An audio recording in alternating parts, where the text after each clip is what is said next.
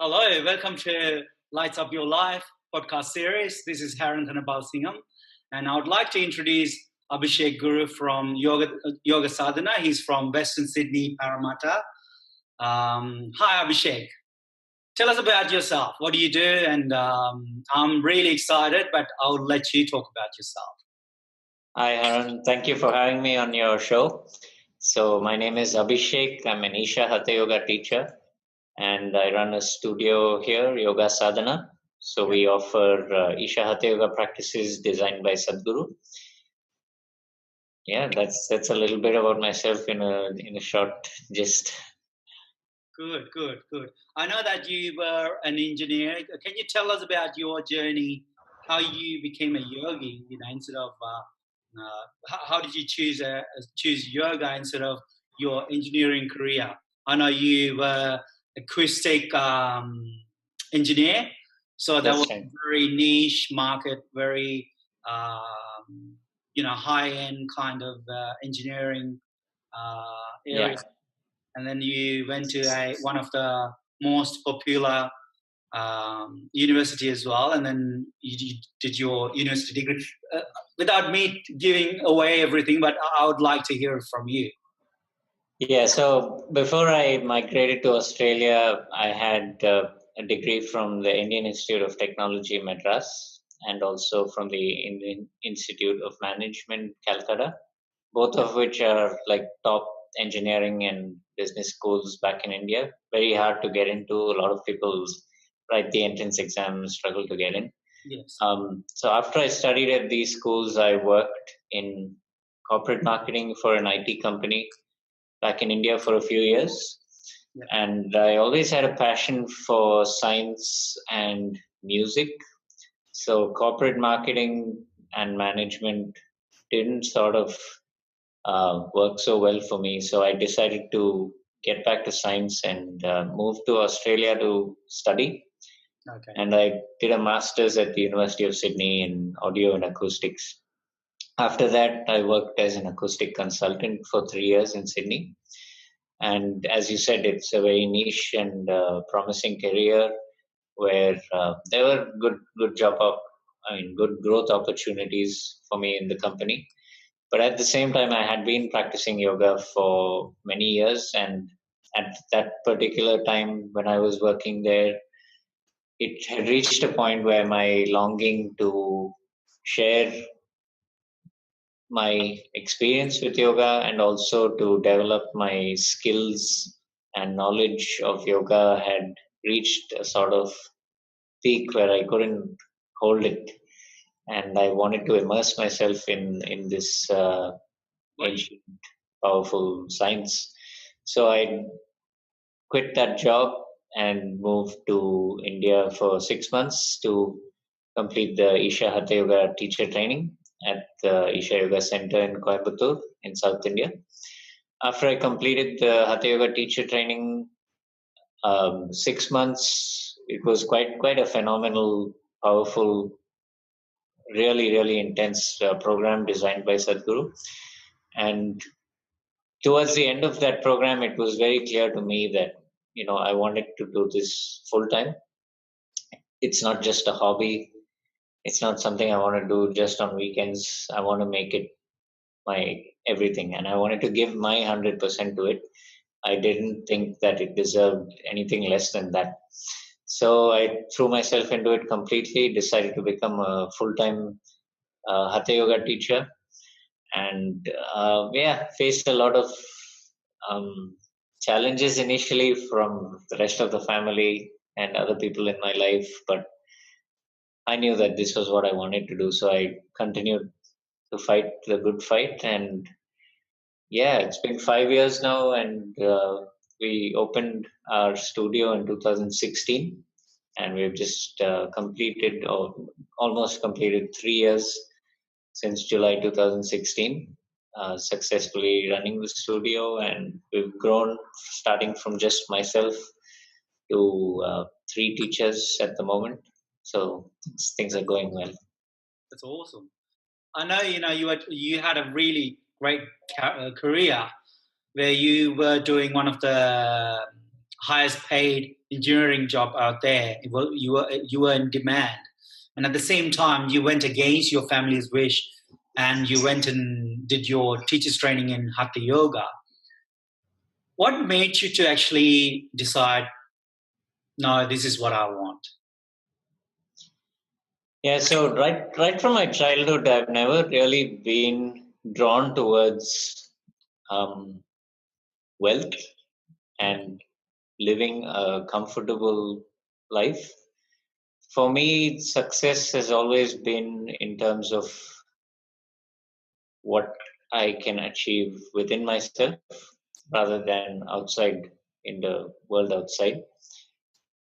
Of course, with all the yoga practices, I was moving in that direction slowly.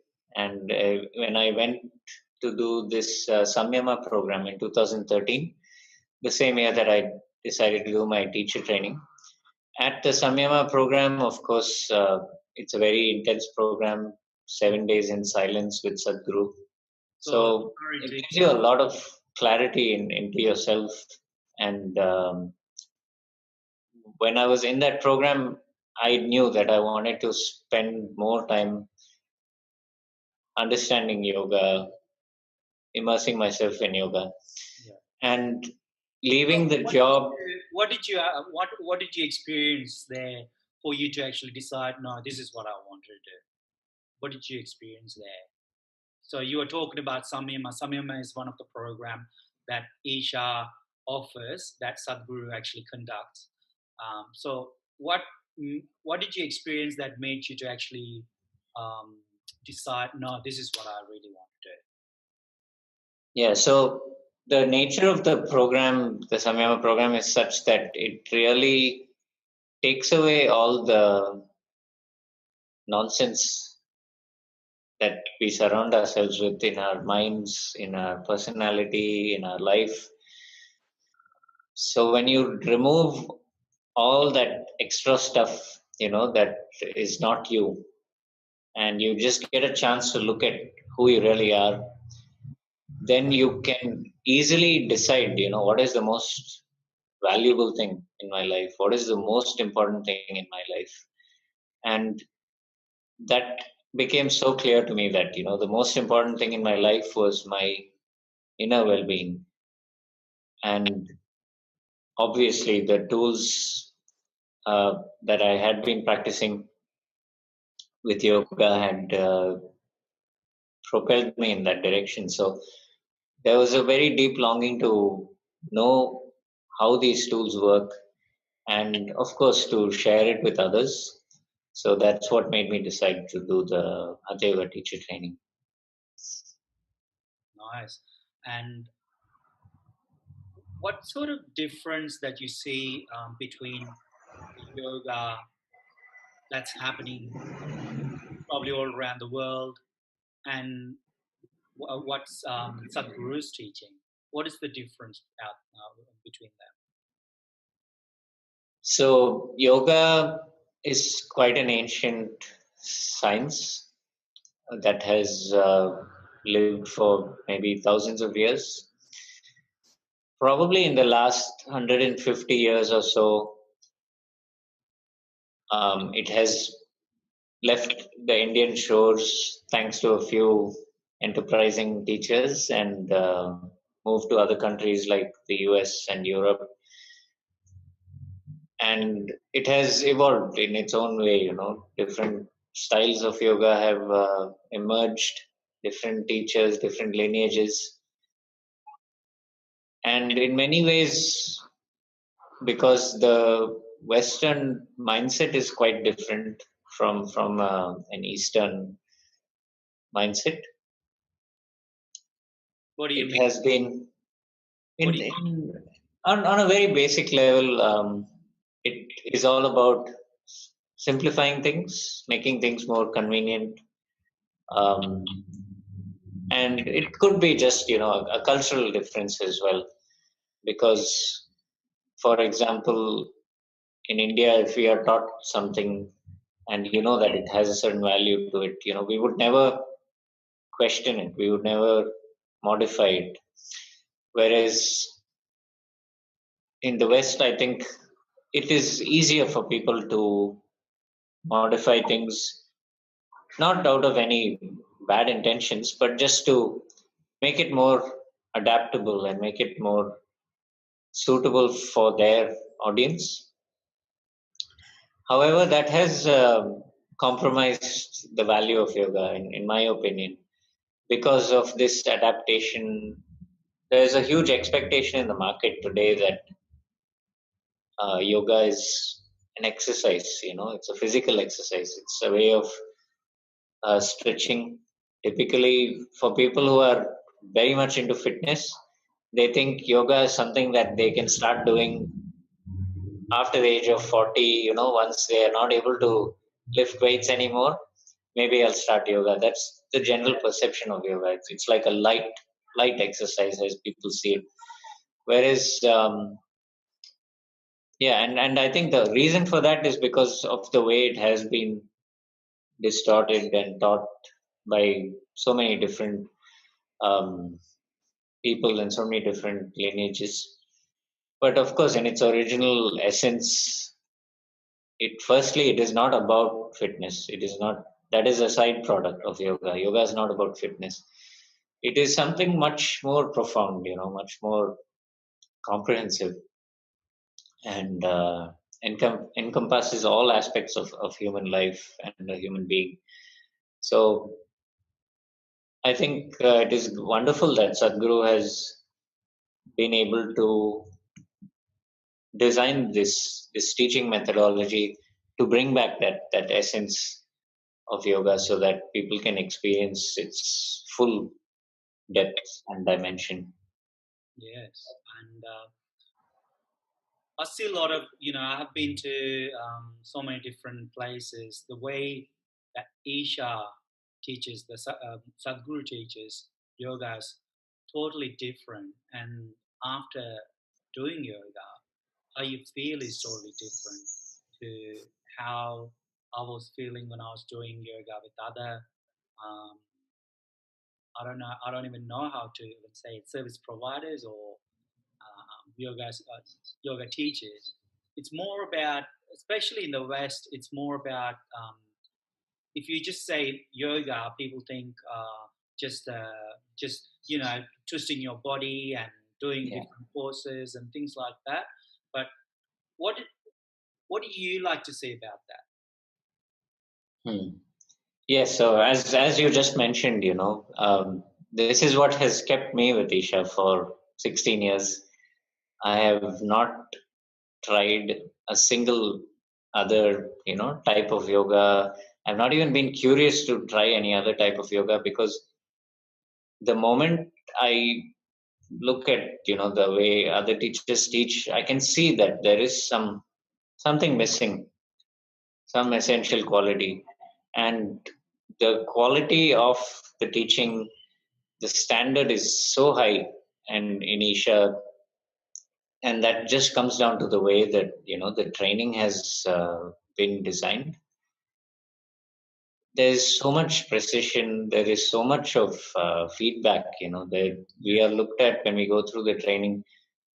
That people who train us, they look at every single aspect of us, not just the words you speak, Yeah, not just the way you move around or the way you demonstrate, but even the way you are as a person. yeah, Something small about your personality can impact your students. that's right. And it is important for you to discover that and work on that so that anyone who sits in front of you, when we have this privilege to offer something this powerful, which can really transform their lives, it is very important that we keep ourselves in a certain way. So there should be some purity within us, and also this sense of offering. It is not, okay, I know something, you don't know something, and I'm transferring that knowledge to you. It is not like that, because it is not something we know. It is just something that it is there within us. It is there within you. It is there within me. Maybe um, I have been a little earlier than you in discovering something, and I'm just helping you to discover that within yourself. Yes. So it is a great privilege that people give us this opportunity to help them discover something so powerful within themselves, and we need to treat that with a certain sanctity and respect, and yeah, and just be the best we can so that we can bring out the best Yeah. in the person before us, in front of us. Yeah. What really got really I got really what's the word? I'm just lost for a word, because when I first got introduced to Isha, I did few courses, and they were even Sadhguru was even giving explanation about, even like, if you keep your fingers like that, what's happening? If you move your fingers like that, what's happening? And what's happening to your breath? What's happening to your um, whole chemistry? And then he wasn't even just saying it, but he was actually helping us to experience that. So I was like blown away when I experienced that for myself, and then thinking, how important it is to have a proper yoga teacher, or someone to guide you through that process, who knows and went through that and experienced that, who can teach us. So that was very profound when I experienced that, when I actually did mine engineering with Sadhguru. What, but what's wrong with doing beer yoga, or even the hot yoga, Bikram yoga, and all other yogas out there? What's wrong with that? If there is anything wrong with that? Mm.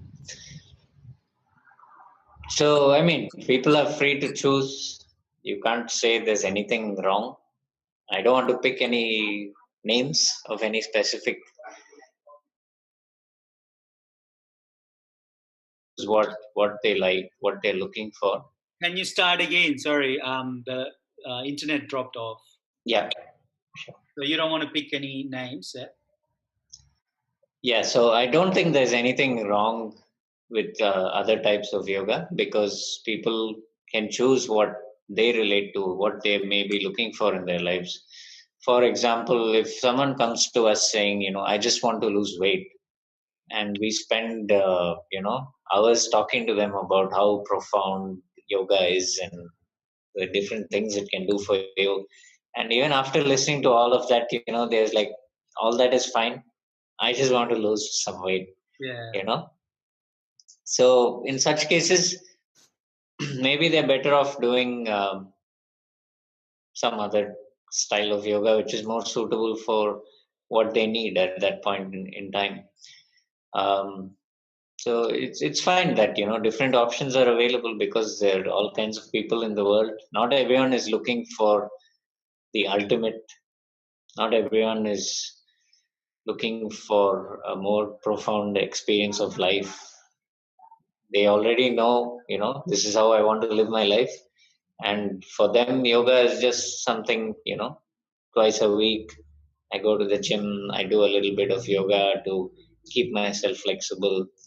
That's a different approach, and there is something for them. For us, it's not, you know, something you do twice a week. It's a part of your life. You really have to make it a part of your life, and you get all the benefits that they get, but you also get much more if you're able to throw yourself into it. Yeah. That's very profound, and I think just going through and living that life, it shows, with your answer, it shows that how um, what sort of life that you are living as well. And can you tell us, like, what is your routine? What time you wake up? What do you do? How's your day look like? So my typical day could start as early as 3 a.m. or so. It depends on my class schedule. If I'm taking a very early class in the mornings, I would wake up earlier than that so that I can do a little bit of sadhana before my class. That is my personal rule, that I will always do something, at least a minimum sadhana before I teach, however early it may be. And What is sadhana? Sorry, people so must. sadhana could be a hatha yoga practice, or it could be a kriya. Usually I do a kriya if I'm taking a class. I would do Shakti Chalana Kriya, which is taught in the Shunya program, because it keeps you alert in a certain way, and that is very much needed when you're teaching. You don't want to make mistakes and say something incorrect. You want to be careful so that you always say the right thing and you don't miss things. So Shakti Chalana Kriya helps me in that aspect. Hatha Yoga practices, of course, I try to do as much as I can. So we have Angamartana, Surya Kriya, Yogasana. So maybe one day I would do Angamartana and Surya Kriya, one day I would do Surya Kriya and Yogasanas, or some days I just do Surya Namaskar if I'm running out of time, or Surya Shakti. And the other Kriyas, of course, Shakti Chalana Kriya and Shambhavi, I try to do every day. So typically my first meal is around noon or just after noon, because the mornings usually go with either doing my sadhana, taking a class, or combination of the two. And by the time I get to eat, it is usually around 1 p.m. or so on most days. And then I have two meals a day. So the second meal will be around 8 p.m. or 9 p.m. And in the afternoons, I usually, so after I eat, when I'm not on empty stomach, obviously I cannot do any yoga practices. So I use that time for some marketing or administrative work related to the studio, phone calls, things like that. And then in the evening, again, usually I may have a class, or I may be observing another teacher's class. Or sometimes, I just make some time for the family and go home and help my wife cook a nice meal and do the dishes and all of that fun stuff.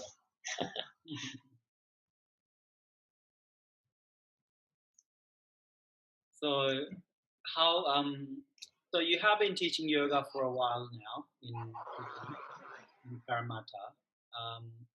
How do you what sort of things do you focus on? I know you were talking about you don't focus on weights and things like that. How's your yoga is different from other yoga teachers or any other yoga studios? So Isha Hatha Yoga requires a certain commitment. It's not a casual style of yoga. Yeah. You need to be committed for a longer time frame so that you can learn the practice properly. Most of these practices are quite elaborate. They are not very simple and very quick to learn. So you need to invest a little time. So we usually teach the practices on a weekend in a workshop format. So 3 hours on Saturday, 3 hours on Sunday. And that's an investment you have to make once in your life. Just come spend the weekend, learn the practice fully. Once you've done that, you can keep practicing regularly at home.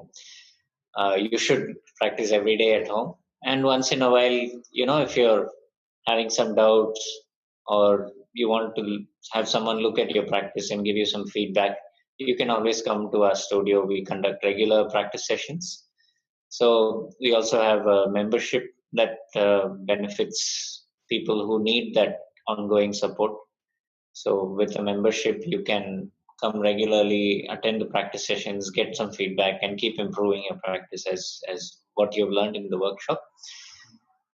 And apart from that, we also offer something more simple and convenient, which is a beginner course. But even that requires like a 5-week commitment but the sessions are much shorter. The individual sessions are much shorter, and you need to do. You have more choice in terms of the timings and so on. So you still learn over 5 weeks, but the practice is a more simple and gentle practice, which So 5 weeks, how many hours each day? typically 1 hour. Each session is about 1 hour. Okay. For 5 weeks, they will come for 1 hour That's right. every day, or Yeah, so we have about six sessions at different times during the week. So you can come for at least one session a week, or if you want, you can come for all the 6 sessions. okay. It's up to you. So every week we teach the same practice, and when we move to the next week, we add a new practice. So by the end of 5 weeks, you will learn the full sequence of practices. Okay. So that practice is called Upa Yoga, what we teach in our beginner course. Yeah. So it's a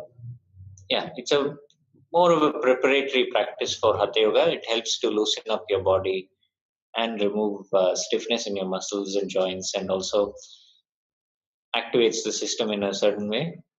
And it gives you a taste of what Hatha Yoga could be without putting in too much effort. Yeah. So, how was your training when you were going through training? How was your training?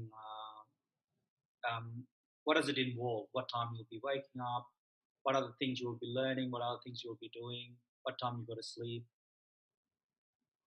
So the most important aspect of the training was the sadhana, of course. So we were doing about maybe 5 or 6 hours of Hatha Yoga, 2-3 hours in the morning, 2-3 hours in the evening every day. And the reason for that is again very significant. That space or that duration of the program, 21 weeks, the way Sadhguru has designed it, and also the time when it starts, which is Guru Purnima, and finishes. So that 21 weeks is a certain time frame during which, if you put your body through that regular sadhana, keeping up that discipline for that extended time, it has a very strong, deep, long-term impact on your system. And the training, of course, Sadhguru has spoken about it many times. It is designed for you to become a yogi, not just a yoga teacher. So he says that before you are able to transmit yoga to someone else, you should experience at least some, you know, aspect of yoga in your life. You should carry it with you. Otherwise, it's just a bunch of, words. So that is the whole point of having such a long, extended, immersive, and intense training. Apart from the daily sadhana, of course, we had to study our instructions for the different practices and so on, and that requires a lot of time, a lot of focus, and it is a process by itself, because most of us are out of the education phase of our life, and coming back from jobs to the yoga teacher training, and it is quite it's almost like a new thing, to read and learn and um, remember things. So it's a nice exercise. It helps you to keep your mind sharp as well. And being in the ashram is, something you can't put a value on that. It's such a privilege to be in that space, be surrounded by so many people from so many different walks of life who are, coming together for their growth, for supporting each other's growth, and just creating such a beautiful atmosphere of devotion and love and offering. That is really the most powerful thing, I would say, that we experience in the program.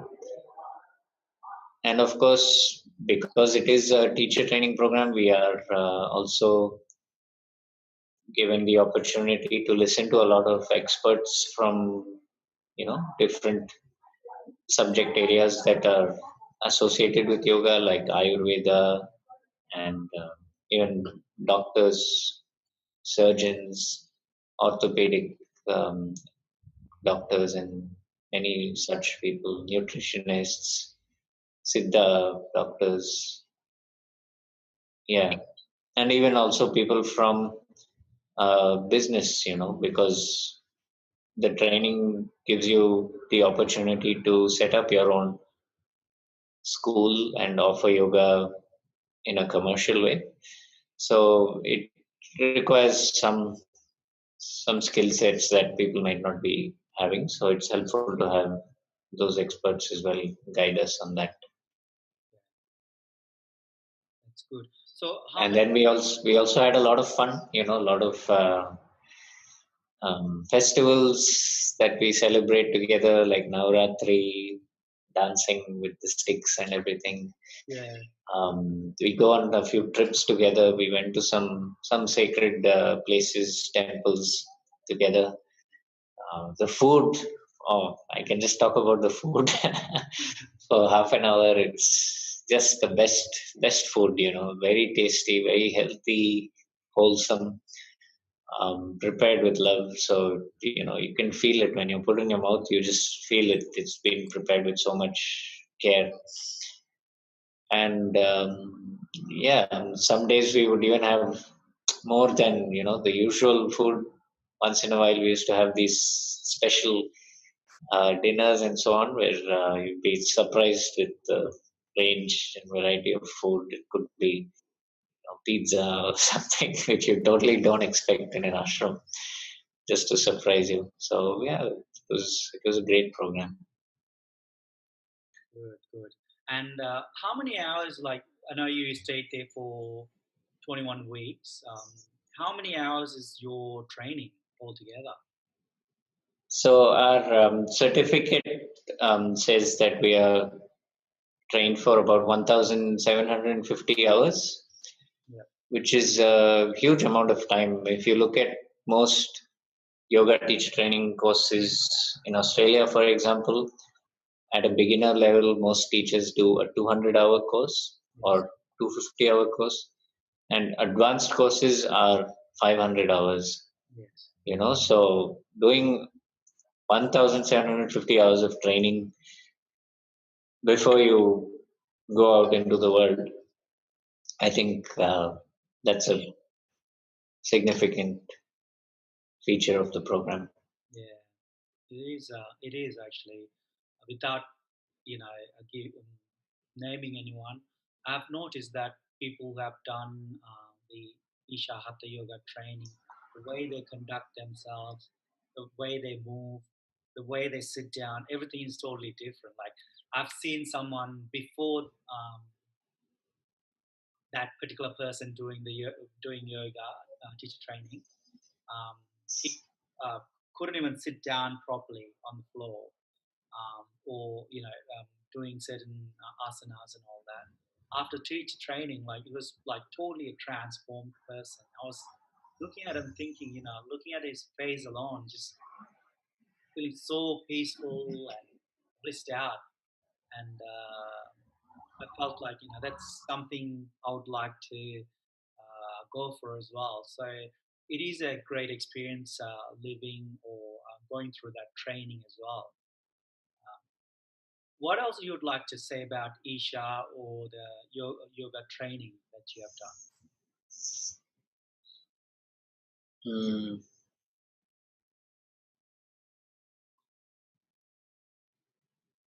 yeah, so as I said, it requires some amount of discipline, but it's also a lot of fun. We have a lot of Yeah. good times in our classes. You have these unexpected moments of laughter where people see something, they feel they're not able to do it, then they do it and they're surprised that they're able to do it. And it's very beautiful to have these moments with our students. And it's a whole lifestyle, it's not just a profession, I would say. It's a whole lifestyle where you are doing something that is benefiting other people, Yeah. And at the same time, you are keeping yourself healthy, you're keeping yourself active and focused on your own growth, which I think is a very unique way to live, a very unique combination of things that not many people have the opportunity to really experience in their life. So I think Yeah. that is something makes it quite unique. I'm very grateful for that. And what is Hatha Yoga? Like, I'm asking. I heard Sadhguru saying that Hatha means sun and the moon. So what what is what is sun and the moon? Can you explain a little bit about Hatha Yoga? Why Hatha Yoga is different? Sure. So Ha means sun, Ta means moon. So Hatha Yoga, we can also call it Sun Moon Yoga. So at a very basic level, it is all about balancing your system. If you look at even psychology or Eastern systems of spirituality, there is always this talk about bringing a balance between these two different dimensions of what makes us a human being. So, on a simple level, we call it sun and moon. In China, they call it yin and yang. Yes. In psychology, they call it the logical mind, the intuitive mind, and you can even say, masculine and feminine. Not in terms of sex or gender, but just in terms of certain qualities that exist in nature. Some have been identified as masculine, some have been identified as feminine. And Sadhguru gives this very beautiful example of, you have come here as a human being, as a man, but does that mean that there is no aspect of your mother in your system? Or if you come here as a woman, does it mean there's no aspect of your father in your system? So when we come here as human beings, we are coming here in some way because a man and woman came together. And this is something that exists within us. These two qualities exist within us, and it is important to bring a certain balance between these two as well. Even if you look at the people around us, you can see that some people may be too logical, too straight, unable to do anything that requires some emotional release. They cannot dance, they cannot laugh, they cannot sing. And maybe you have the other extreme also, people who are just a little crazy and they cannot do anything in an organized way. So it is important to have this balance, so you can do both without any struggle, and you can move from one to the other with ease.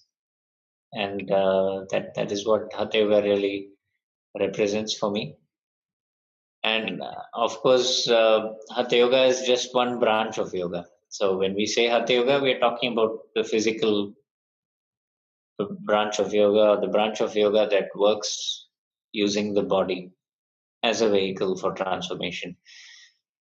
So while that is a complete path in itself, it is still, you could say, a foundation in the sense that it prepares your body to explore or experience higher states of energy and deeper levels of consciousness and so on. So Hatha Yoga makes you work with the body in such a way that you're able to access those higher states of energy and so on. But to get to those higher states of energy, you may need a little more push, So that could come from Kriya Yoga, or it could come from other things. That's where I think it is our fortune that we have Sadhguru to guide us, and we don't even know what he's doing, but we know that his grace is always giving us exactly what we need at that Yes. time. And so, how can people get in touch with you? How can they come and do any Hatha Yoga training with you, or how can they get in touch with So I guess the best way would be to attend a free introduction session that we conduct at our studio twice a week. you? It's in Paramatta, right? In Paramatta, yeah. So we conduct a free introduction every Wednesday at 5:45 p.m. and every Sunday at 2 p.m. So this is a 30-minute session where we talk about yoga and its benefits and also describe the various practices and also get to understand the person a little and see what they really need in their life so we can connect them with the best practice that is suitable for them at that time. And yeah, that's helpful because it's a little difficult to explain what Isha Hatha Yoga is, what are the different practices, how to learn them over a phone call or something. So it's always best to meet us in person and understand what the different programs are. Or you could visit our website yogasadhana.com.au or send us an email from the website and we can schedule a time, when we can meet. If it's difficult for you to come for the free introduction, we can always meet at another time and explain things better. Good, good. So thank you for your time, Abhishek. And you want to say anything else before we finish? Well, I'm not sure when your video is going to be posted up, but I think it's very, it's all over the internet, of course, that Sadhguru is coming That's to right. Melbourne in July to conduct the inner engineering course. That's right. And I will be there, and all the teachers from Yoga Sadhana, we will all be there volunteering for this program. So it's really a wonderful opportunity to learn Isha Yoga for those who are looking for it. So I just wanted to mention that, people shouldn't miss that opportunity. So the details are available at the Isha website, or I guess if you just search for Sadhguru in Australia on Google, you'll probably find the website. Thank you for watching, and thank you, Abhishek, for your time. Thank you. Thank you, Harun, and wish you all the very best for your venture with the coaching and putting up these videos. I'll look up some of them myself. I haven't had a chance to do that yet, Yeah. but I look forward to understanding more about what you do as well. And thank you for this opportunity to talk about my journey with yoga. Thank you, Abhishek. Thank you. Namaskaram. Namaskar.